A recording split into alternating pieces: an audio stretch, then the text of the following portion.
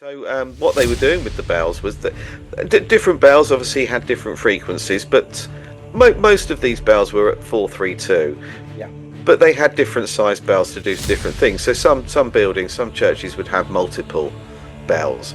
I mentioned earlier on the onion dome buildings that you see in sort of Asia and Russia and Eastern Europe as well. They look like this on top of these sort of towers, if you like. They look like onions, Yeah. and they used to be hollow. There was no top to them, so these were like bowls almost with a funneled lid. They used to have different sized domes on buildings, and when the wind blew, when there was a breeze, they made sound. So that and this basically mimicked, I suppose, what a church bell was doing. It's the same ultimate goal, but using a different method to achieve it.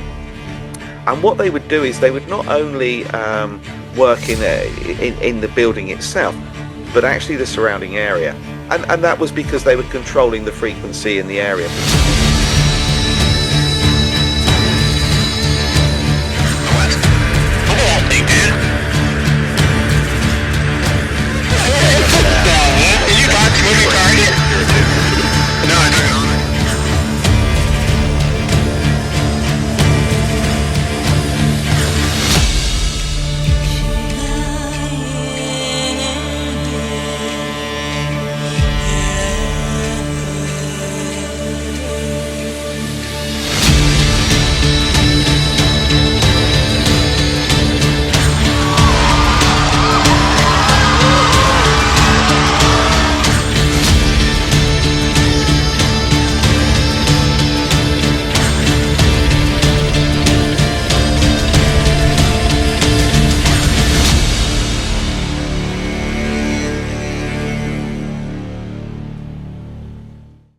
Hello, everybody. Welcome back to Mystic Gateway Podcast. It's been a fair few weeks because I've been away. I was on the Journey to Truth conference in Hawaii. I had some time in Florida as well. And then I got back and I was down in South Wales with Justin Abraham. So it's great to be back. I'm refreshed, revived, got lots to talk about. And I just want to say thank you as well for all the subscribes, all the nice comments I'm getting, all the engagement. It really helps the channel.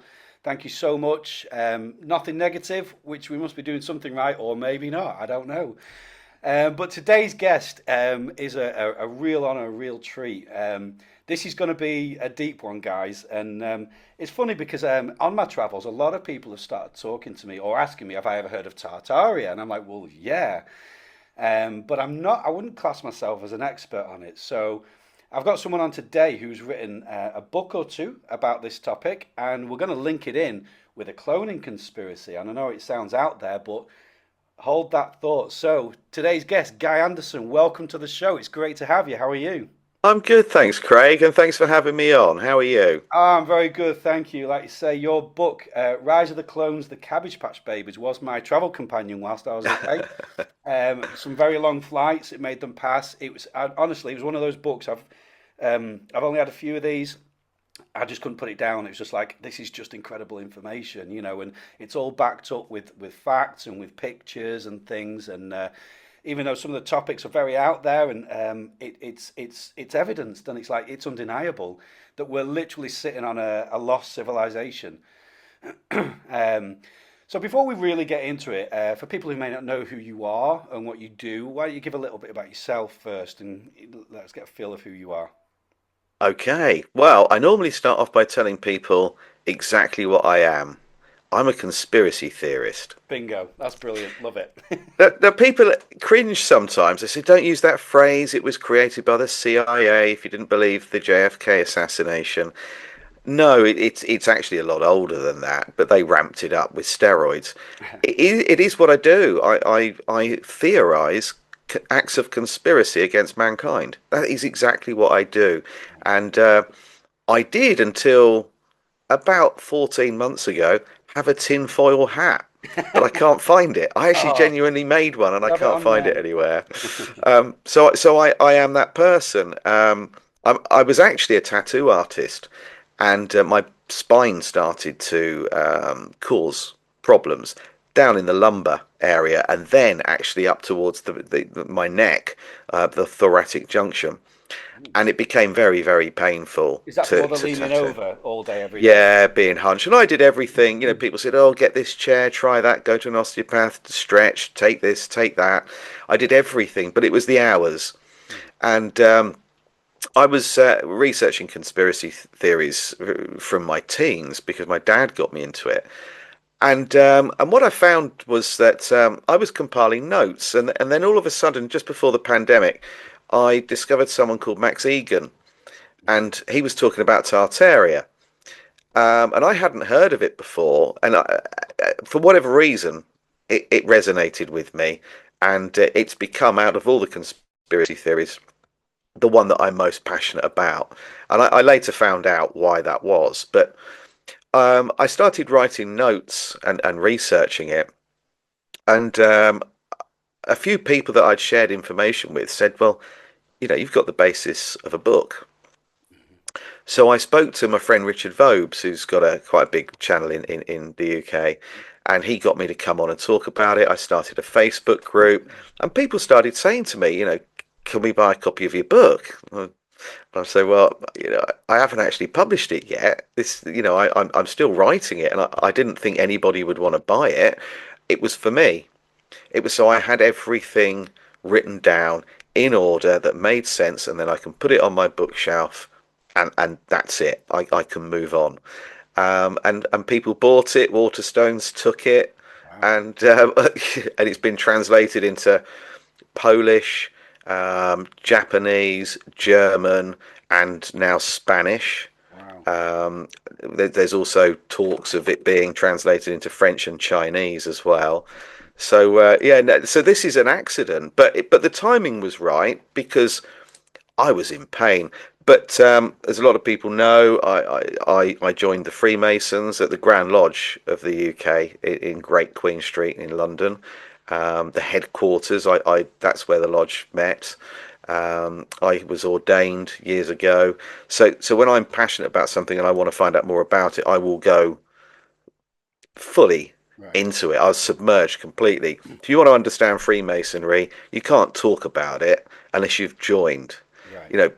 People talk about it all the time that haven't. They don't know what they're talking about a lot of the time. They're just regurgitating what they find online. And the same with religion. If you're really interested in religion, there's only one thing you can really do. Mhm. You've got to submerge yourself into that fully, wholeheartedly. Mhm. Um, and so I no longer I'm no longer religious per se. I left the Freemasons, I don't know, 7 or 8 years ago. I formally resigned. I wouldn't be welcome back anyway because of what I've said. Not that I'd want to go back. Um, so that's kind of where I am. I grew up in a house where we talked about conspiracy theories. My dad Mhm. and me, we talked about it all the time. He introduced me to David Icke. He introduced me to Stephen Hawking, Dan Brown, Freemasonry because he was a master Freemason, and he wouldn't tell me anything. So I had to join to find out what he knew. And so that's kind of been my life, really. And then I wrote Tezra and the Cabbage Patch Kids, and a survey went out saying what were your favourite subjects within the book, and 76% of people said the repopulation, how they repopulated. A lot of people buying the book had already gathered quite a bit of info. They didn't perhaps have everything that I had. Some people might have had more, Mhm. but it was how they repopulated that fascinated them the most. So that book, Rise of the Clones, that you held up, Mhm. that exists because people said they wanted that had read the first book wanted to know more. And Interesting. and here I am, sort of 2 years on, um, being interviewed, giving talks. I've just come back from Holland, giving a talk there, and I'm talking with Billy Carson. Billy Carson, and I've got a terrible memory, by the way. I have to write everything down. Billy Carson, David, and a few other people in September. That's at So GC, isn't it? I saw. Is that an East? yeah, Yeah, yeah. Danny Henderson, Yeah, I know yeah. him. Yeah, yeah. Yeah, so it's just sort of propelled, and I wasn't out to do this. I didn't know any of this was going to happen. I'm here accidentally. But sometimes you think you're guided. My back Absolutely failed right. for a problem for a reason, you know. Yeah, see that so many times. People just pursue the passions, and it kind of opens all sorts of opportunities. And I love those kind of stories. So, well done, you. So, I mean, where do we start with this? I mean, Tartaria. So, I've spoken to some people. So even over this weekend, a lot of people are very open-minded to things, and I asked them, "Do you know about Tartaria?" And the amount of people that have no idea, absolutely no clue, never heard of it before. Um, Yet, the more you study it, the more you realize how absolutely integral this subject is to where we are today and understanding our history. So, imagine somebody says, "I've never heard of Tartaria." Where would you start, and how would you introduce them to it? Probably the easiest way to explain it is if you immediately refer them to Mongolia, the Mongolian Empire, because that didn't exist. There is no Mongolian Empire. It's Tartaria. So as empires go, that's how they replaced it. They changed it to Mongolian. Tartaria itself is a region of land. It is Russia, Eastern Europe, and Asia, Eurasia.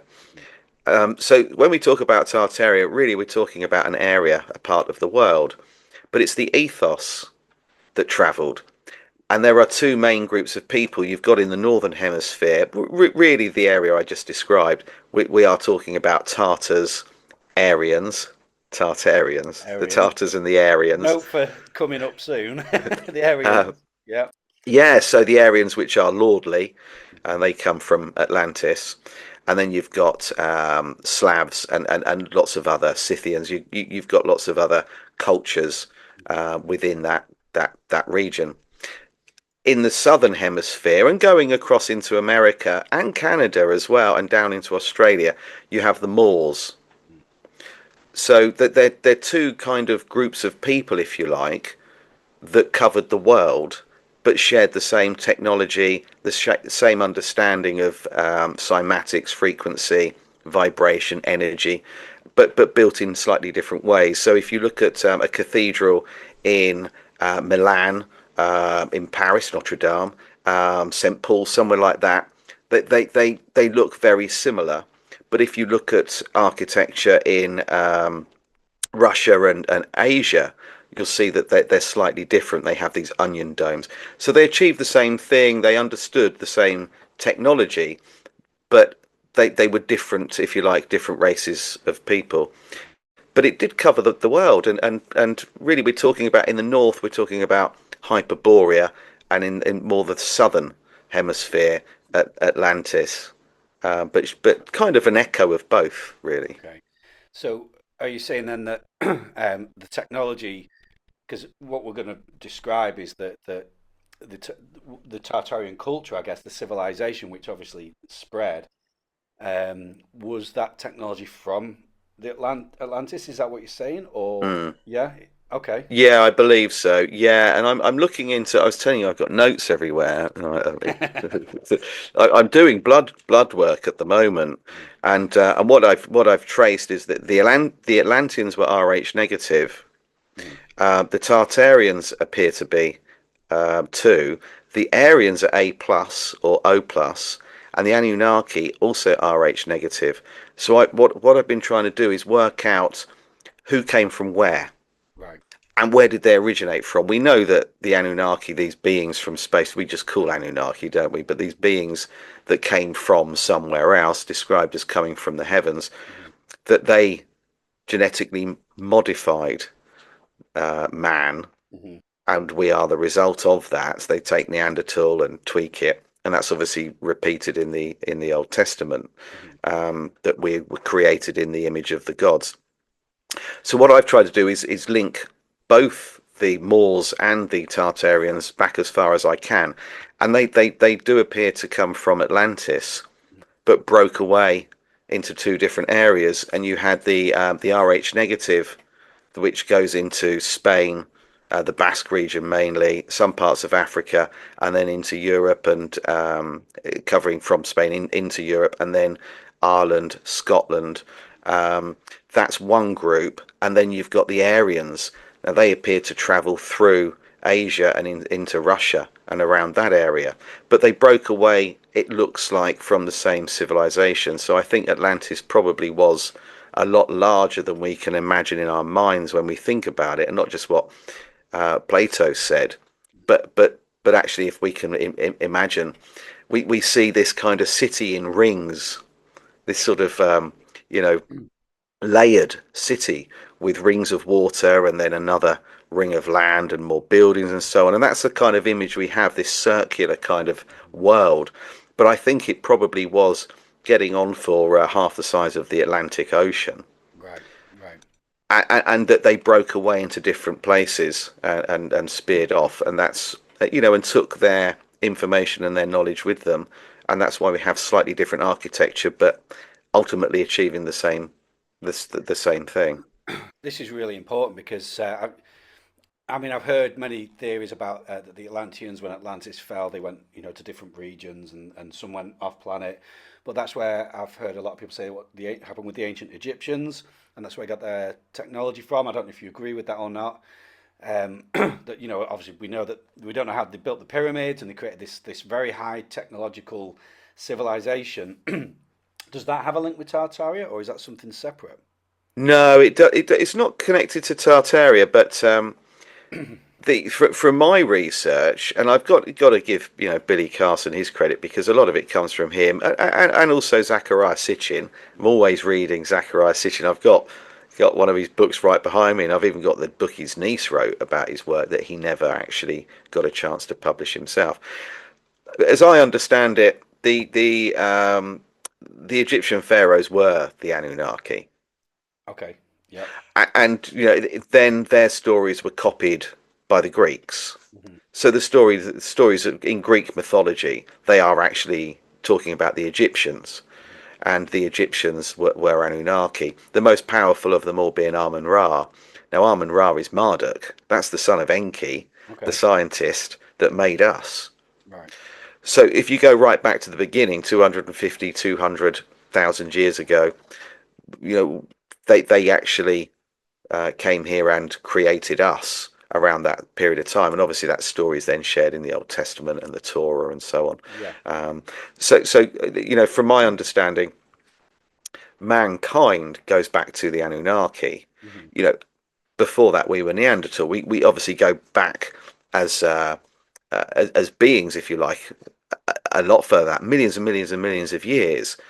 But as us being what we are today, that was the That was the intervention turning that point. took place by the Anunnaki. Yeah. So Right. I think when they fell, there have been other civilizations, and I think there have been several resets. So I think Earth has been home to lots of different civilizations and beings that didn't even necessarily look like us. Right. Yeah. Absolutely. We are version 7. That's it. And I think in this age of disclosure, just this weekend, extraterrestrial life has been confirmed. Okay. Whatever people think of that, whether they agree with it or not. Um, and I think this topic of our true history is one of the most important topics, because what we've been taught through the education system is just nonsense. And so I think this is a really important topic. But I just want to link this in now with the concept of Tartaria, because that's not so ancient, is it, in the grand No. scheme of things? So, kind of, as brief as, or as concise as we can. How do we relate? So they've got this ancient technology and all these high level civilizations. How did that transfer into a fairly modern civilization that we still see the signs of today? Well, we're not going back that far, as you said. It is recent. So if we think that Atlantis fell 10,000 years ago, Mm. as far as we know, around that period. So actually, there's quite a gap between Atlantis falling and Tartaria becoming what it is. Before it was called Tartaria, it was actually called the Kingdom of Sabir, Sabir. Okay. So people can research that because they haven't hidden that. Right. That's not buried because it's too old to matter, in their opinion. Hmm. But it will tell you they were very highly advanced. But then they'll tell you about the Moors, which became the European nobility. and built everything, from Notre Dame to St. Paul's to the White House. They built it all. Penn Station in New York, the White Cities, the World's Fairs, the Crystal Palaces. That's the Moors. Hmm. And they were black. They came from North Africa. Yep. So they do hide a little bit of information about the Moors, but they will willingly accept in the mainstream that they were the first people to actually use guns. They invented rifles in warfare in the 1300s. Interesting. I didn't know that. Yeah, so you're talking 700 years ago. They Right. were going into battle with rifles. The rest of the world hadn't seen them. So Right. you can see why they became really dominant, and Yeah. they took over literally Europe, and then obviously ultimately America. Mm. So to answer your question, there is a big gap between Atlantis falling and civilization rebooting, and I think that there have been several different periods in between that. Right. So from Atlantis going to Tartaria 1,000 years ago, there have been other things, other civilizations, and other events that we can't get to the bottom of. But we keep digging between us all. People like you and I, we just keep digging and we find things. So Tartaria goes back to 25 BC or BCE, depending on where you are, Yeah. and it finished in 976 CE or AD. Um, but 800 years have been added to our timeline. Okay. So at some point in the 16, 1700s, they've added 800 years. Now, this research comes from Anatoly Fomenko. If anybody's interested in chronology and our timeline, they need to look into Anatoly Fomenko. I broke down a lot of his work in my book Tesla and the Cabbage Patch Kids because there's a lot to take on. It's really deep, but he explains why they did it and how they did it, and it is evidenced. And now a lot of people are on board with it. It makes sense. So Tartaria is known in Abrahamic religion as being the millennial reign of Christ. Interesting. Okay. Now, a lot of people will refer to it and say it is the millennial reign of Christ. You're talking about the millennial reign of Christ, and I always say the same thing. You can't say it was the millennial reign of Christ because that only applies to Abrahamic religions. Hmm. What did other people call it? What did the Muslims call it? What did the Hindus call it? The Buddhists? What did Norse people describe that same period as time at? Because they all described it. They all referred to the same period of 1,000 years. So we can't call it the millennial reign of Christ because it doesn't apply to the world. It applies to people that follow a certain faith and belief system. Hmm. But if you look at it, it's really useful because if we look at when Jesus was born, allegedly, then that has to be 25 BC because the story of Herod doesn't align I've heard this. Yeah. otherwise. So it Definitely. has to be 25 BC. Now, he's reigned, so at 33, we see the death of his ego, the metaphoric death of his ego. At 33 years old, he takes ayahuasca, his ego dies, he becomes enlightened, his pineal gland opens, blah, blah, blah. So he lives for ultimately 1,000 years, or reigns for 1,000 years with his saints and the angels, and they build all of this incredible architecture. Well, if he reigned for 1,000 years, that takes us from 25 BC to 976 AD. Okay. Add 800 years, that takes you to 1776. So if Interesting. 800 years have been added, that brings us to 1776. 1776 is when we entered a period called New World Order, and it's depicted on the back of the American dollar bill. New World Order, 1776. Then we've got the statue of Helios or Apollo that's been bastardized, had chains added to the ankle, Hmm. and turned into the Statue of Liberty. They stuck an M on the front of the Roman numerals.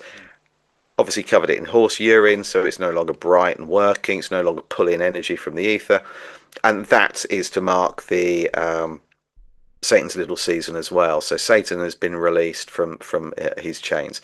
That is 1776. So New World Order and Satan's little season are the same thing. The Tartarian Empire, which is really the Golden Age. Right. That's what it's referred to Okay. by most cultures, the Golden Age. The Golden Age or the Millennial Reign is 25 BC to 976. So the year now is 1226. Hmm. If we follow our chronology as we understand it, Right. obviously the Earth is a lot older than we've been told, and the year's probably completely out. And in Judaism, it's a different year. In Freemasonry, it's a different year entirely. But on what we use in everyday, um, then 1226 is actually the year we're in now. So we're not in 2026. No, That's no. interesting. That's interesting. So something you just said there, I think this is pivotal, particularly for our American friends. 1776, what a pivotal date that was, because I've heard you say it. Oh, yeah, I've heard you say that before, and I've seen it in my own research that that was the year, if not around the time when the Bavarian Illuminati was established. It It is was that year, it Craig. was the Yeah. actual year, and it's the same Mm. year that the United States of America was kind of born into what it is today. Is that right? I mean, Yeah. why is that so significant, and what happened? Why is this related to Tartaria? Well, the Roman Catholic Church was bust, Hmm. completely bankrupt, and they called upon the help of some very wealthy European bankers, the Rothschilds. The Rothschilds bailed them out, but on several conditions. And one of them was that they helped them through the Jesuit order and then through the Freemasons to go out there and retrieve any information on Tartaria, any information on frequency healing, cymatics, harnessing telluric energy from the ether. That all had to be recovered and destroyed. Um, so the what happened in 1776 was a complete reset. By this point, they had infiltrated everywhere and removed as much information as they could. But this actually carried on going until the Second World War. They're still doing it now. They're still removing things now. So 1776 had to be the beginning of New World Order and Satan's little season. Otherwise, the millennial reign doesn't tie in. Hmm. Okay. So to go from 25 BC to 976, Hmm. that is 1,000 years because you don't count the year zero. Okay. Yeah. So that is where they, because they're so whether we believe religion or not, whether we believe the Bible or not, the parasites, people like Trump and Netanyahu and the Rothschilds and the Windsors, or the Rockefellers, DuPonts, all of these parasitical families and groups of people, they are following prophecy. Now we might not even we might not believe it, they might not believe it, but they're following it Mm. because they want to be, in Trump's case, seen to be doing God's work. That he was prophesized. He's the new Messiah. I mean, he's claiming to be the new Messiah in some cases. So they're following prophecy, either so we believe it, or they genuinely do themselves. So 1776 is the start of New World Order, Yeah. but in order for them to orchestrate their cunning plans, they needed help, and that is when they intervened. So they have hijacked religion. They went into the different religions and took them over. They went into the secret societies. So the Illuminati was slightly different originally. That was a group of people that were wanting to better mankind with information and education and knowledge. I suppose a little bit like Gnosticism to some degree. Okay. The Freemasons, well, they were stonemasons that shared knowledge from Atlantis, that understood cymatics and sacred geometry. They infiltrate them. Hmm. So they infiltrated everything, every government, every royal family, because they were powerful. I mean, these go back to Amun Ra, the first Rothschild, if you like, to be dominant was Amun Ra, Marduk, the pharaoh. So Yeah. they do believe that they are here to lord over us, that they are above us, not just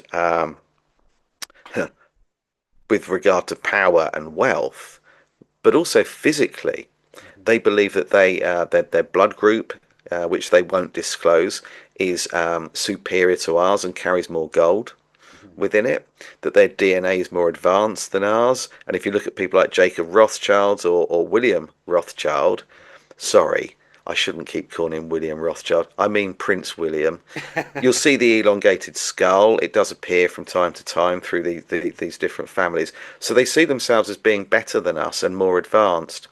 And because they're carrying more reptilian traits, more reptilian Anunnaki DNA. So they kind of see it that we are always going to be subservient to them. We are their slaves. Now it might just be debt slaves, but we're still slaves, and the symbolism's still there with the collars, cuffs, and the noose or the leash. So by infiltrating all of these different sectors, they were able to not only take information that they didn't want us accessing, but they were able to control.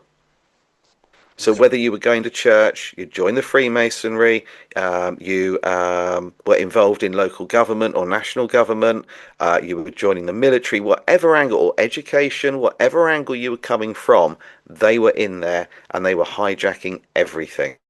And now it's sort of ramped up to an extreme version of what they did in 1776. We are at really their maximum output with with their element of control and fear. Right, right. So, I mean, that's a great explanation of kind of what we're experiencing today. I mean, nothing has exposed that more than we're going to be on YouTube. So, like the 2020 event, I'm trying not to Mm, trigger points, and we all know what happened there. And a lot of people are waking up to this kind of information. Um, I just wanted to backpedal a little bit, just because I know a lot of people are going to be asking. So, what is Tartaria? So we've discussed that it was a civilization, but they had technology that was so far advanced to what we have today. It's embarrassing. Um, what would a Tartarian civilization look like to you in your research? it's funny because actually, when you think about their technology, when you look into it in detail, it isn't actually that advanced. Right. Okay. Yeah. But the way they lived seems like it is, and how they received energy, Mm. how they were harnessing energy seems it, how they healed seems it. But it all boils down to several sort of very basic things. One is that we live on a geomagnetic plane. Hmm. And anyone can get a compass out and see that we live on a realm that's magnetized. Hmm. Now that takes power. So just as one example, and I often say this to people, if you went outside, if you had the kit and the time, and built yourself a huge compass, and let's say the needle, you're just going to get a pole in the ground in the center of your lawn or a center of a field, hammer it down several feet into the ground, and let's say the needle's going to be 20 feet long. Hmm. Now we know if it's magnetized, we know that the needle is going to point north. Hmm. Now just imagine for a moment if you got a friend to take the needle and turn it anti-clockwise all the way back to south. As soon as you take your hand off it, it's going to shoot round. It's going to swing round on its own. That's energy. That's the easiest way of showing the energy that's out there. Um, and if anybody has watched Back to the Future, where Marty McFly needs to get back and Doc helps him by waiting for lightning to strike the clock tower, and then he's obviously got the cables connected to the car, so then get the flux capacitor fired up. Hmm. That's in plain sight. They're using electricity generated through lightning Yeah. to actually provide enough voltage to fire up the flux capacitor and send Marty back. And that building is Tartarian. Yes. Yeah. So you've got some brilliant symbology there, and a bit of a shout out. Star Wars is a shout out to Tartarian. So is The Wizard of Oz. There are lots of films about Tartaria, but you're not supposed to see it. But it's revelation and method they're showing you. So their technology, if you think about it, is just using what we have. It's not going down and mining for cobalt or lithium. Yeah. It's using what is already around us. And you can also harness energy from static.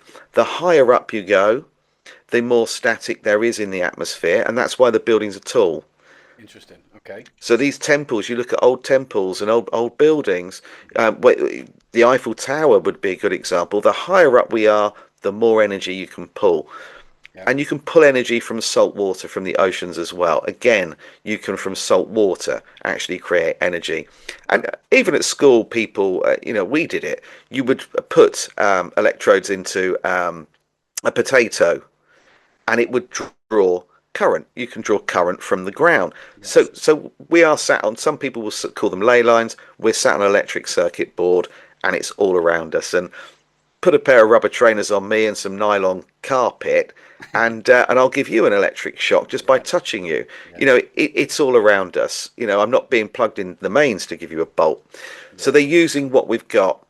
When it comes to cymatics, they're working with frequency, sound. These are all natural things. So they built cities and structures like cathode rails, which we now call cathedrals. They built them using cymatics, so they understood frequency and vibration. Right. And we know from the work of Raymond Rife and Nikola Tesla that we can heal using frequency too, that the right frequency can destroy cancer cells and can rebalance our internal organs just through sound. So they were using what we already have. Now that all comes down to really, I suppose, occulted knowledge now. So it might seem advanced that they're pulling energy from the ether, but actually, it's a lot more primitive than a nuclear power station.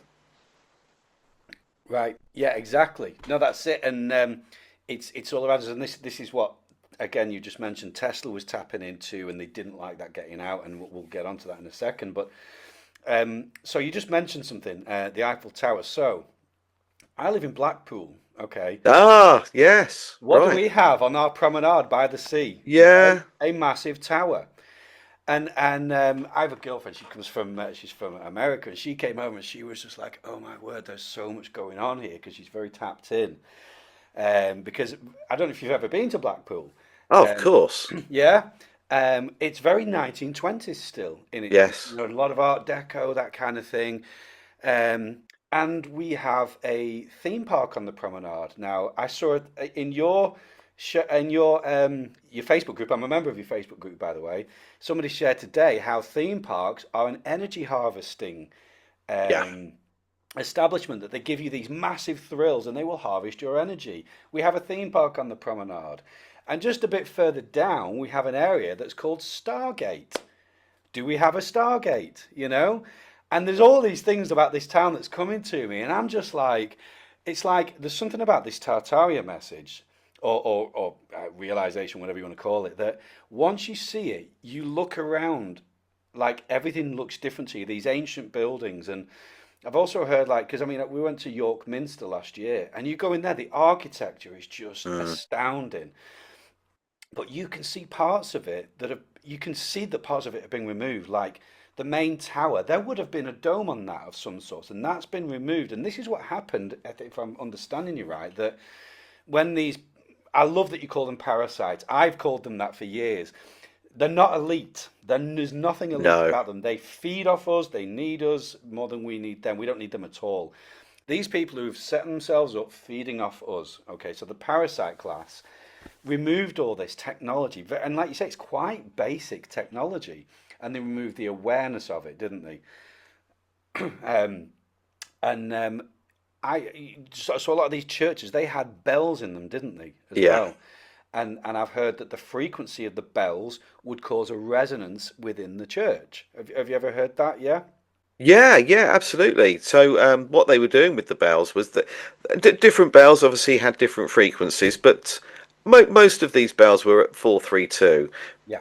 But they had different sized bells to do different things. So some buildings, some churches would have multiple bells, and the idea is, and these work the same with other buildings. So I mentioned earlier on the onion dome buildings that you see in sort of Asia and Russia and Eastern Europe as well. They look like this on top of these sort of towers, if you like. They look like onions, Yeah. and they used to be hollow. There was no top to them, so these were like bowls almost with a funneled lid. Now, if you take a bottle and you blow across the top of the rim, you can make a sound, and the more water you put in it, the more the sound changes. and it becomes obviously fill it up with water. The higher up you get, then the higher pitched the sound is, because you're changing the space inside the bottle itself. Now, they used to have different sized domes on buildings, and when the wind blew, when there was a breeze, they made sound. Mm. So that and this basically mimicked, I suppose, what a church bell was doing. It's the same ultimate goal, but using a different method to achieve it. And what they would do is they would not only work in the building itself, but actually the surrounding area. Mm. So you would have several churches in an area, and that's why you sometimes, you'll see what there's a lot of churches in this town. Why are there so many churches close together? And that was because they were controlling the frequency in the area. Because these bells at 432 hertz, for example, they would actually control the weather, so they could locally in a very small environment they could manipulate the weather. But they were also believing that they were warding away evil spirits. But by keeping the frequency around them at 432 hertz, which is the frequency of Earth and all living matter, Mm-hmm. people in Russia, I think it was Tomsk. I read about a woman that lived in Tomsk, who had witnessed 7 people being arrested and taken away because they had Tartarian paperwork Mm. on blueprints on buildings and how these domes worked, and they were all built, and how they were building cities following the golden ratio. Mm-hmm. These people were taken away and sent off to prison as political prisoners Wow. during a period called Red Terror in Russia. Anyway, she was describing how they actually functioned, and she said in her city, when the copper domes were fully active, the onion domes, or the singing domes as they called them, they dodged the cholera outbreak. Fertility rates were higher. Wow. Nobody was ever ill. They had no crime, and people were always happy. There Wow. was no anxiety, no fear, because they believed the ethos was, and this goes back to originally Atlantis, that happy people work better. Right. We're more productive when we're happy. When we're ill, we don't perform very well. When people are struggling, we're more likely to turn to violence or crime. Mm-hmm. And so they believed strongly that a healthy and happy community enabled everybody, the community itself, everybody to prosper. And by removing money, by having no money, everything on barter and trade, Mm-hmm. there was no need to take what doesn't belong to you because everybody had what they needed. So Right. it's just a different way of living. Yeah. Yeah. Yeah. That's a great description, and hopefully people are picking up now what we're saying in that that this was a civilization. And the way I look at it as well is like, every civilization pretty much in the world now has mobile phones. So we Mm, all have the same. We might be different cultures, but we all have the same technology. So the Tartarian technology spread. Is that what we're saying? And it was adopted in many cultures. And so we're here in the UK. I'm sure there's some in the United States as well. And I'm sure it's all throughout Europe, and I mean, well, it is in Europe. All these ancient cathedrals, these beautiful architectured buildings, like that, we just don't build like that anymore.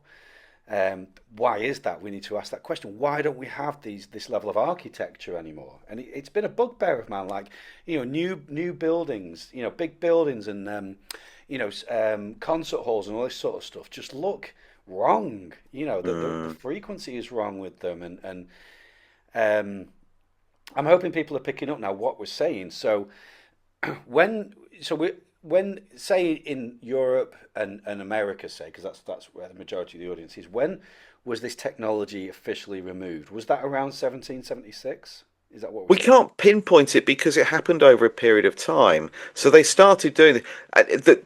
The way in which they removed the architecture is quite complicated Mm, and very, very clever. mm, They use throughout Europe war.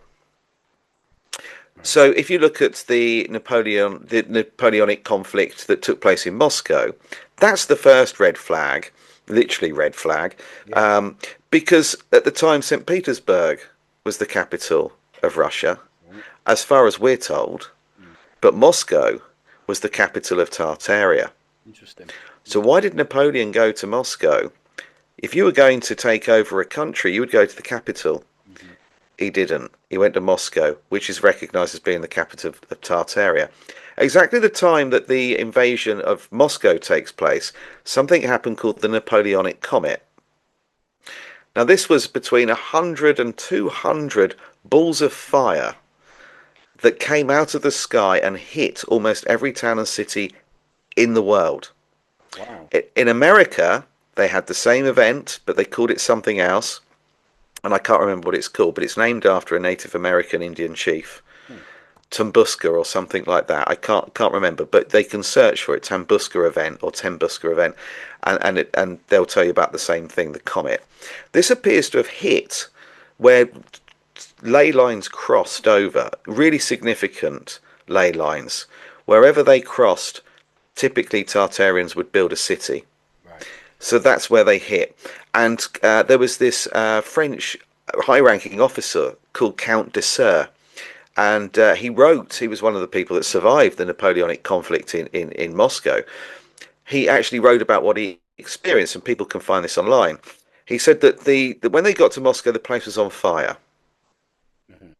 but the fire was going into the wind, where the wind should be blowing it away. Right. But it was defying all logic. He'd never seen anything happen like this before, and that big blocks and bricks and stone had melted, and that they found what remained of an old church. The bell had melted. Mm. That takes 4,000 degrees. Wow. Yet the narrative is it was started by fire, Mm. physically by arson. We were setting fire, they say, to wooden buildings and structures. Right. That does not melt brick and stone. It doesn't melt church bells. Yeah. Yeah. So there was something else at play here. Some people say it's plasma weapons. Some people think it was nuclear, Mm-hmm. but it was definitely a direct energy weapon of some description. Mm-hmm. So that's what took place, and the one that hit the biggest was actually New Madrid in America. So look at the same period of time, 1811 into 1812, Mm-hmm. the New Madrid event. Now that was an earthquake. Something happened that caused mud floods on a scale unprecedented anywhere else in the world. The Mississippi ran backwards. It Wow. actually changed direction. Metallic objects were flying through the air. So if you were unfortunate enough to be in a tool shed or in a kitchen where there's cutlery, it was flying through the air and sticking to other metal objects. And wild animals were trying to get shelter in people's houses. They Hmm. were trying to come into people's houses. They were scared to death. Everything was ruptured. So they spiked the grid. This electric circuit board that we live on, that I mentioned earlier on, they spiked it. Wow. And that caused quakes, floods, fires, devastation everywhere. But that wasn't enough. They needed to get rid of people too. They needed to depopulate because people are wandering around saying, we're not having this. We're not taking, who are these new people? Who are these people trying to take over? And we all of a sudden, from the mid 1700s going up until the 1900s, civil wars took place everywhere. Mm. And between 1876 and 1776, we lost 3.35 billion people. And considering that the world population was so much less then, that was a lot more devastating, wasn't it? Yeah, I've left three-quarters of the population, and the Yeah. really, really um, staggering part of that is not only did we lose three-quarters of the population, but they implemented some things to make damn sure they finished off who was left. Right. About a billion of the people that were left were children. Wow. Wow. Yeah, so they got rid of most of the adult population, Hmm. predominantly males, Hmm. Hmm. and the women were incarcerated. They went to poorhouses, workhouses, convents, and asylums because they introduced something called the Lunacy Act. This is in America, across Europe, everywhere, adopted the Lunacy Act. If your husband died in battle, you were considered insane. Wow. That meant they got your kids. Hmm. Hmm. If you came back from war and started questioning New World Order, Hmm. and that all of a sudden we had money, we had passports, we had rules, the buildings have changed. Nothing is the way it is anymore. The ether's no longer being used. We're now back to candle and coal. You were sent to prison as a Wow. political prisoner. They opened up prisons between the late 1700s and 1900, a period of about 100 years. Every major town in the city in the world opened a prison, a convent, an asylum overnight.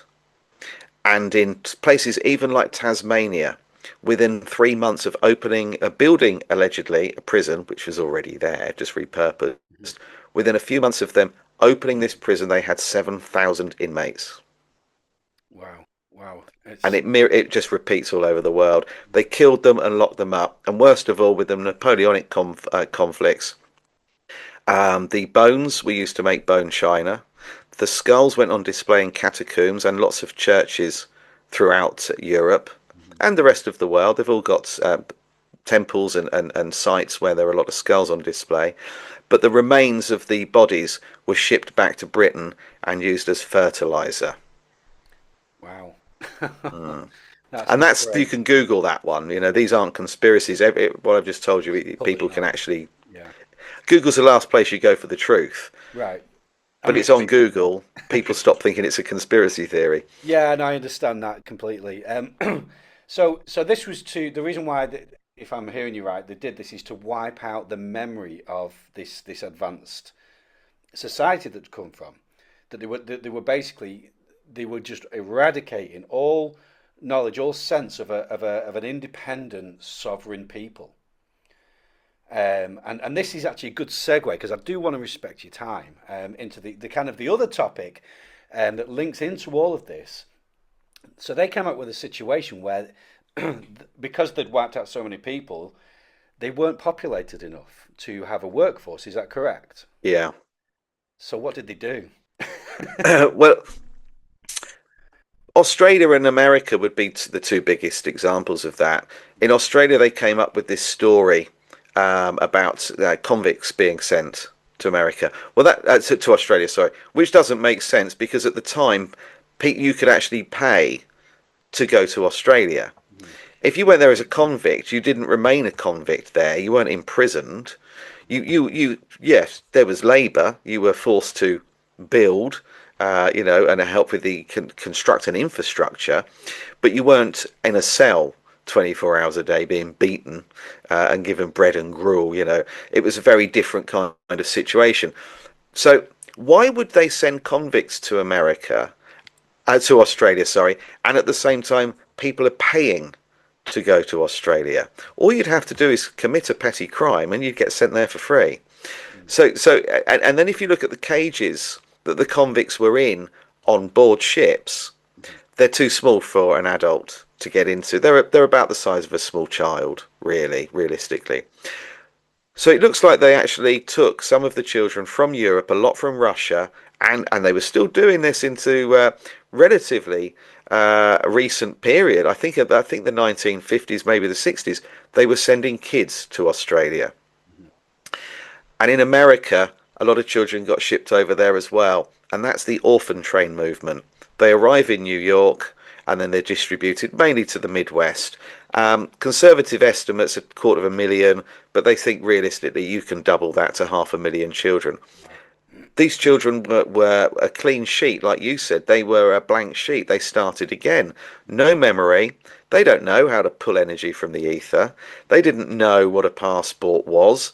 They didn't understand how people travelled and built and how things worked. These are little kids, and they're everywhere. So America repopulated using children, and obviously what they did with the Moors that were there, that had built everything, that had been there for hundreds of years, that had created America, that were the presidents of the United States, that built Penn Station and Chicago World Fair and so on.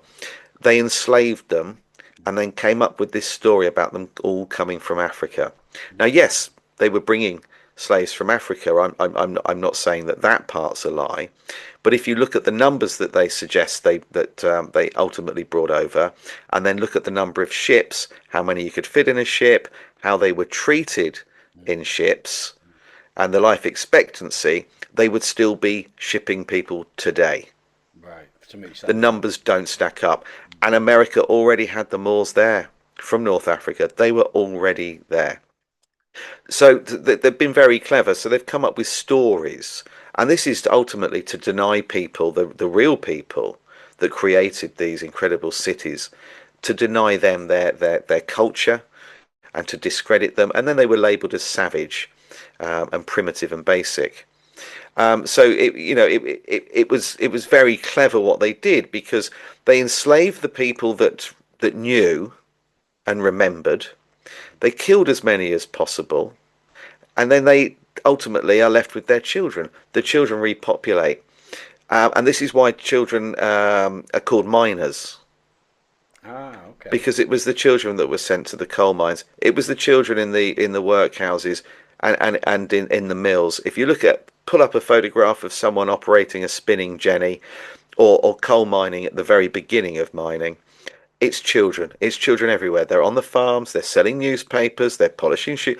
Wherever you look, it's kids. Mm, mm, Where are the adults? What are they doing? Are they all in offices? We didn't have offices. Where are they? Remote working? Where were the adults? And there just aren't any. They're a fraction of society. But the orphans that they had weren't enough. And you mentioned something earlier on about you start again with a clean sheet. You can forget a previous civilization. It's wiped. It's like your memory's wiped. And that's true of these children. They wouldn't have had the knowledge that their parents or grandparents had. So they are essentially a clean sheet. But they've still got a little bit of knowledge. But they still needed more children. And the reason that we refer to things as great, whether it's great grandparent, great fire, great war, it's actually to do with the loss of memory. mm. Your great granddad tells your granddad a story. Your granddad tells your dad the story. Your dad tells you, and then you tell your son. The story your son hears is a million miles away from the one your great granddad actually started off with. Yeah, yeah, yeah. So each generation loses memory. So when they call it a great something, a great fire, a great war, whatever it is, a great flood, it's to do with the wiping of memory from a generation of people. It's gone. And that enables them to reset. And that's why we're going through a great reset now. Mhm, 1776 was the last great reset. mhm, You wipe, start again. And we don't question anything. We mhm. don't like what's going on right now, but we don't know how it was before these bastards took control. Right. And if we share the information and say this is how we lived only 250 years ago, Mhm. people are going to lose their shit. Right. We're Right. paying for medication that doesn't work. Mhm, We're being poisoned with the food that we're eating, which isn't really food. mhm, We go outside and we look in the sky and we're being sprayed. mhm. We've elected people to do the things we don't want to do. We've Right. put them in positions of power to do our work, to be our servants, yet we serve them. Mhm. Yeah. And we pay through the nose for the privilege, and we're giving our money to people who avoid paying tax themselves. Everything's broken. We're restricted where we can move. We're restricted what we can say. We're programmed from the moment we're born with the television, with religion, and with education. Mhm. We are totally enslaved. We're a prison race. And if everybody understood how it was just 250 years ago, everything would erupt. Yeah. And what I'm trying to do is tell them so it does. Right. Okay. Well, if we can, if you've got time, so I've been going Mm, nearly an hour now, yeah, sure. um, because just to get into the cloning conspiracy. So, are we saying then that because obviously we needed repopulating, that was a big Mm. issue back in those days because it wiped out so many people. There wasn't much of a workforce, and could we sort of briefly describe how? Obviously, they must have had this technology, and that's another point to make. These parasites, they still have this technology. They kept it for themselves, right? So they still have a lot of the technology from these ancient civilizations, or not so ancient civilizations, and they're using it within their own secret circles, is my understanding. Um, but what did they do to repopulate the Earth? or the the civilization. Yeah, and you're exactly right. So if we look at the story of our creation, if we look at the oldest text we have, Mhm. it's the Sumerian tablets. The Sumerian tablets give you the story of our creation, the Great Flood, everything. And of course, recognized as being the oldest and most beautiful poem ever written is the Epic of Gilgamesh about the first king that was, I suppose, the offspring of the Anunnaki. So we're going back to the oldest text we have, and in that it tells the story of our creation. That they take Neanderthal man, it's tweaked, and so we're not actually altered dramatically. It's more getting our age capped to 120 years because we used to live a lot longer before. It's giving us an obey gene, so we do what we're told. Um, Apparently, because we were procreating too much previously, childbirth becomes a little bit more painful, and so on. So they genetically manipulate what was already wandering around here and building civilizations. And we at the time we were clothed, we were creating art, we understood things, we had a hierarchy. We weren't building incredible temples and palaces, but we were not a million miles away from where we are now. And in fact, they say if you take someone from that period, the Cro-Magnon man, and plonked him in a suit next to somebody in an office, it wouldn't be that easy to tell the difference. So we were kind of not that far away from what we did, what we are now. Sorry. So that gives us the story of a scientist called Enki genetically modifying and then mass producing. So produces the first one, Adapu, which we now call Adam, and so on, but mass produces them. So this technology appears to be very, very old. We're talking 250,000 years ago that this took place. And like you quite rightly said, the descendants of the Anunnaki almost certainly have the cloning technology now, and the descendants are the Rothschilds. I believe that that is what the Knights Templar have been protecting. Right. That they've been protecting it because if you look at Roslin Chapel, Hmm. the home in Britain of the Knights Templar, and you look at where Dolly the sheep was cloned, which is Roslin Institute, they're very near each other. The institute's named after Roslin Chapel, and when you get to Roslin in Edinburgh, it says, "Welcome to the home of cloning." Wow.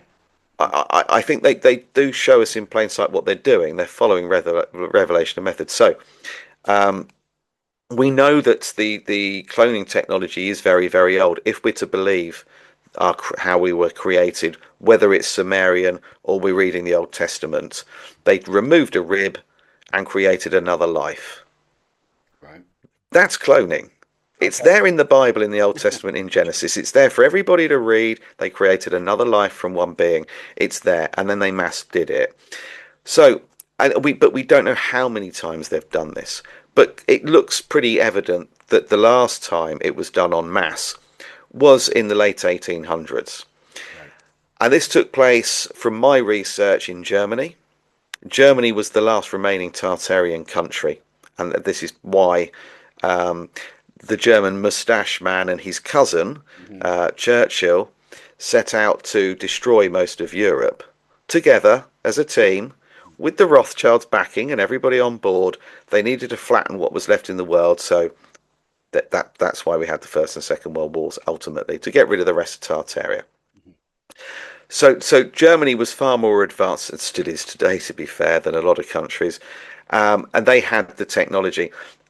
They believe it was done in underground bases that later on became DUMBs, what we refer to now as a deep underground military base. That these have been around for a very, very long time, Hmm. and access the inner Earth. And there's a lot of tech going on in there as well. Yeah. So that's what we think. Some people think they were originally called arcs, and when there's been floods, they've been sealed, and people have carried on underground, and some resurfaced when they could, and so on. But the interesting thing is, at the time in the late 1800s, when we believe that this mass cloning took place in Germany, a series of postcards came out called Cabbage Patch postcards, and they depict babies being born Hmm. in cabbage patches, and then it progresses from there, and they become known as repopulation postcards.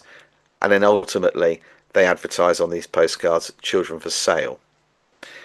Now, the Cabbage Patch baby postcards from Germany became really popular throughout Europe and then into the UK and then into America as well.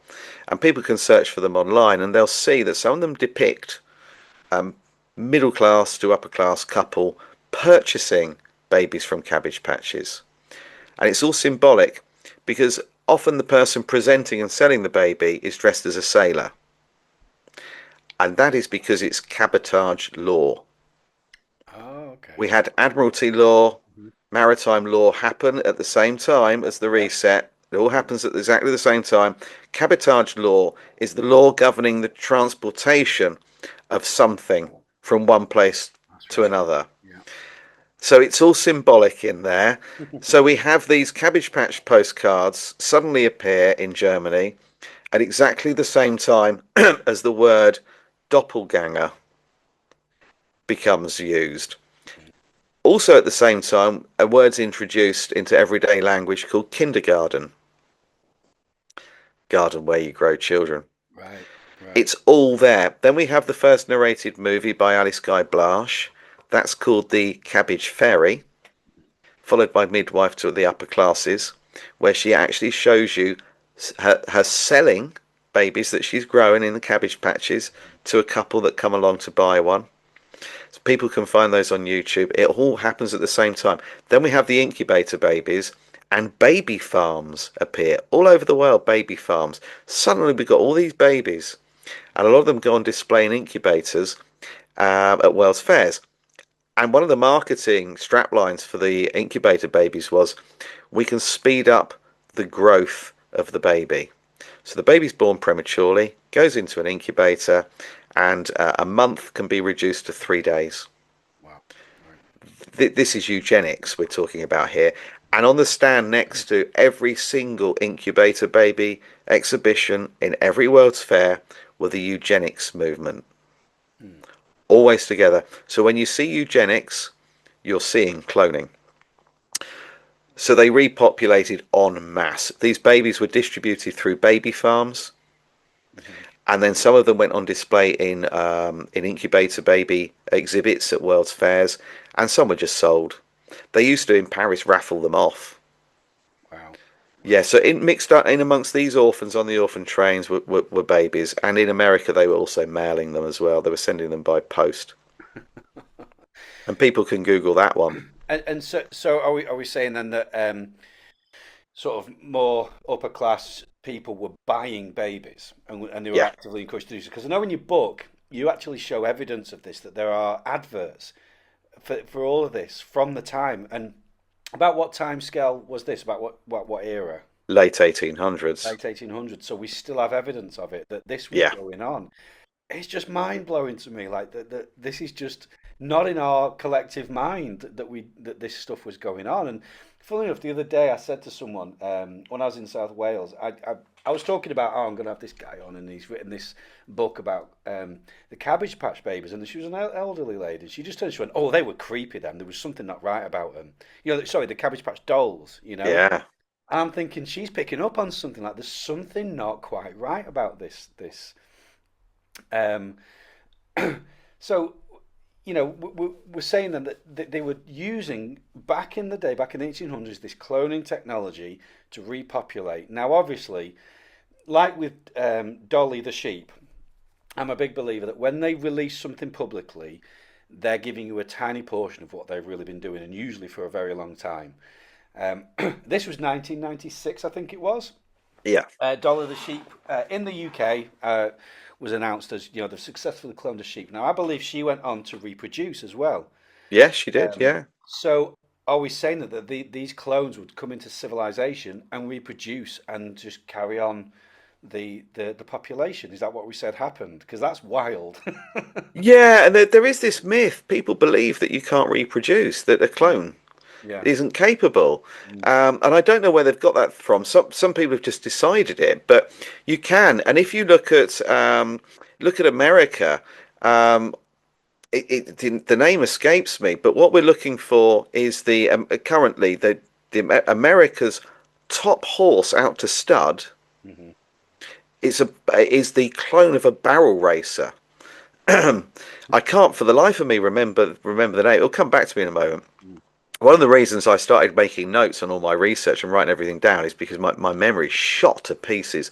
I got literally my brain fried with a cocktail of all different medications from the NHS about 7 or 8 years ago, maybe no, maybe 10 years ago now, and my memory as a direct result is absolutely dreadful. So Wow. I write everything down, and I can't for the life of me remember the name of the horse that was cloned. But if they look into it, it was America's most successful barrel racer, Clayton. Right. Clayton. Yeah. So they cloned the horse. The Clayton is the foal that they've created in a lab, Hmm. and Clayton is now out to stud. Wow. So So they are reproducing, breeding. cloning.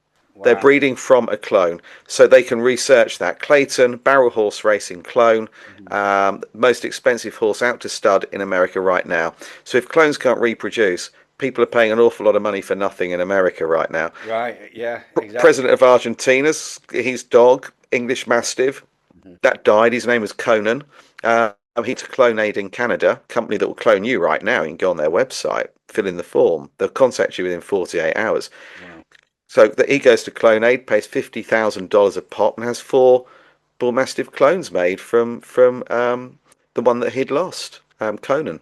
So just, I just want to repeat that point that there is a company called Clonaid that will that you can pay to clone animals, And you. and you. Yeah, Wow. yeah, you can go on their website, fill the form in. It will clone you with a blank memory, or clone you with full memory, and that's something different, and that's really complicated. That's probably a conversation for another time. It's Yeah. really in depth, but it's called the Lazarus Project, Mhm. and that's memory transfer. So Yeah. people will say that clones don't have a soul. They can't reproduce, they don't have a soul. But everything living has a divine spark. Everything living has that. We are electric. We are batteries. We have that spark in us. What they're talking about is genetic memory. So, Mhm. what a clone doesn't have, unless the memory's been transferred, which is the last thing you would do if you're repopulating using clones, Mhm. they lack genetic memory. So the reason some people are awake and some people aren't is because the person that's awake, their ancestry goes back further. Right. So deep inside you, you have this inner dialogue that tells you not to listen to this maths class at school, to switch off when certain conversations take place, um, to be offered a medical intervention in 2020 and refuse it, Mhm. to smell a rat, to look up at the sky and not see condensation but chemicals. Mhm. There's a reason for that. Up until the moment up until the moment of your conception, the memory of both your parents is transferred in your DNA. DNA carries memory Yeah. of our ancestors. Mhm. The further back your ancestors go, the more memory you're carrying. Interesting. Some people can access this, some people can't. Um, but nevertheless, whether you can access it or not, it's in there. So when you look at something and think that doesn't make sense, and you question things that are going on in the world and how we live now, Mhm. that's your inner dialogue, that's your memory, your ancestral memory, Mhm. telling you this isn't how we lived. 250 years ago, we didn't live like this. This is wrong. What they've told you about geography is wrong. Maths is wrong. Science is wrong. The language you're speaking is wrong. They've played with your words, and now you're actually casting spells and using words like antibiotic and thinking it's a good thing when it means against life, Right. to Right. be Great against points. life. Yeah. Yeah. So all of these clever things that they've done to trick us, but in the back of your mind, there's a little nagging voice telling you that this is wrong, and that is because your ancestry goes back further. If you are the descendant of a clone from the late 1800s, there is nothing in you at all to tell you don't do it, don't believe it, don't listen to it. So I had when I was reading that in your book, I had this question: could that be what we as common has become culturally acceptable to call NPCs now? Yeah, I kind of made that put two and two together. I was thinking, what if, So to anybody that doesn't know, an NPC, I think it stands for non-player character. Not non-playing character, Non-player character. yeah. So that comes from basically computer games. Mm, The characters, you're the main character in the computer game, and you've got these other characters who are just in the background, just nothing to do with the story. They're just there to fill up space on the computer game, and that some people are just filling a space. Basically, yeah. it's a pretty mean suggestion, but I know like the likes of Elon Musk have used it and things like this, and it's become kind of a cultural thing. I know my children have like joked about NPCs that they know and all this kind of stuff, and it's just interesting if that's where this is coming from. That there are some people who just kind of like just don't have any intuition or any kind of critical thinking, as we saw so many people go with the 2020 situation. It was concerning. It's like I was one of those that was like, why can nobody see what I see? Do you know what I mean? Mm, yeah. Um, and obviously, many people did. But go on, what are you going to say? Sorry. I was just going to say that's a brilliant example. I mean, some people will say an NPC is a sheep. Right, right. They're asleep, and they are. But like a non-playing character, they perform a function. Mm. We work with them. Some people have married them. We've got them in our family. Our friends are them. They're everywhere. But the important thing is to stress is that it isn't their fault that they can't see what's going on. It is genetic memory. It's not in their makeup to question things because they've got nothing to compare it to in their mind. They don't have the before. They've only got the now. They might not like what's going on now, but that inner voice isn't saying to them, we didn't live like this. What you're doing is wrong. Don't touch that. Don't eat that. Don't go near that. This just is suspicious. We've got that inner dialogue. And I've spoken to people who say they are NPCs and they say they have no inner dialogue. They don't. I've met people like that too. Yeah, yeah. Yeah, but the with the 2020 medical intervention, it's also important to stress that there are people that are wide awake that took it because they were going to lose their job. They were scared. They were told they couldn't see Granny, or they were stuck in a country they couldn't leave. So there are some people that took it that didn't want to. But I would say if you are now seriously considering taking the next booster, whatever you do, don't read my books because they're not written for you. They will give you nightmares, Right. and nothing will make sense anyway. But I guess that's probably the same for if I went and dragged an NPC off the streets and said what to subscribe to Craig's channel, they're not going to understand anything you're talking about, Right. and they're not supposed to. They're here to perform, and they're part of the infrastructure. That they were put here so we had an infrastructure. It's kind of a cliffhanger, but I'm a big believer that all life is sacred. Yes, That absolutely. all life is divine. That nobody is better than anybody else. This idea of hierarchy and social structures, I think, is nonsense. So I think that's a really important point to make there. But I appreciate the time's gone on, but um, this will have raised so many questions, and that's a good thing. If you've got questions now, that's a good thing. With what we've been discussing, ask those questions, research, look for yourself. Don't take anybody's word as fact on anything. But Guy, I really appreciate you coming on and bringing this stuff and for your books. And I would encourage people, if they're interested in this conversation, get the books. Why don't you tell us about your products and your books and where we can get them? Yeah, so probably unlikely people are going to have a pen. I mean, I always do. I always got a pen I and a do have a pen and notepad. paper. Yeah, What I'll do is I'll put any links to but your products. I'll put them in the description. So if people want them, yeah, they'll be in the description. yeah. So the best place to find me is my website because that has links to YouTube and Facebook, and it has my books for sale on there if they want signed copies. And it's got blogs on there as well, which contains information I can't put on social media. Everything from Barack Obama to, you know, 2020, and information about Tartaria, which I know will be taken down. And I'm restricted on Facebook, so I can't put too much on there without losing the account altogether.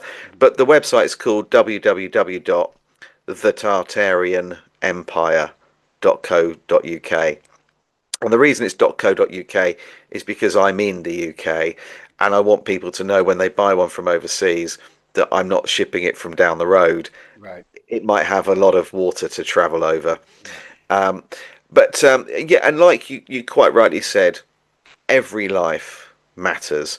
And I don't recognize hierarchy. I don't acknowledge someone being above me. So if I was to meet Charles Rothschild, people call him King Charles. He is no king, and he's certainly not a Windsor. If I was to meet him, which is unlikely, then I would not be bowing or calling him king. I would call him Charles. Right. Right. And as far as I'm aware, that's not something you can be arrested for. As far as I'm But I aware. don't recognise it. So, if I'm to meet a lord, a knight of the realm, a sir, this, that, and the other, I don't recognise it Okay. because they've been given the title by an imposter, and everyone's created equally. And whether you're talking to a judge in court, whoever you're talking to, that has a title and wants to lord it over you, then it's not going to wash. I will talk to someone using their first name. I couldn't care less what they think they are and who they think they are. It's first name terms. So if I found myself in a position where I was in court with a judge wearing his wig and his dress, then I would ask him for his Christian name and communicate. Because if he's asked me to swear on a book that says we've all been created equally, then Yeah. let's do exactly that. Otherwise, it's hypocrisy. Good point. Good point. Yeah. So, again, I'll share links to your books, which obviously, if we can get through the website, it can come directly from you. Yeah, or they can get them on Amazon. They can read a bit about them on my website and then buy them on Amazon. Okay. Yeah, You know. if that's easy. But I'll put the links down there. Guy, thank you so much for joining me. I You're really welcome. appreciate your time. I think you're a great researcher. You're a great way of communicating it and making it listenable. And I think that reflects in your books as well, your style of writing. It was very readable, very understandable. So thank you for what you're doing. And I hope you enjoy the GSIC conference. Thank you. When is that? It's September, I think, isn't it? September. Yeah. Yeah. And anything else you've got on. And I encourage people to find him on Facebook. You are on Facebook as well, aren't you? Yeah. Yeah. I'm on As Facebook. much as you can be. You have a private group where I've seen a lot of people share sort of their perspectives on things. It's a great little group. Again, I just learned about that fairground thing today, and I realised we have a fairground on our promenade, in Blackpool. So great resource there. So thank you very much for joining me, Guy. I hope you You're keep in welcome. touch, and I'll be observing your future research, and we'll call it a day there. Yeah, thank you. And if you want me to come back on to go into cloning a bit more depth or any other subject, just shout. I'd be more than happy. Excellent. Really grateful for you, Guy. Thank you so much. And see you soon. You're welcome. Bye for now.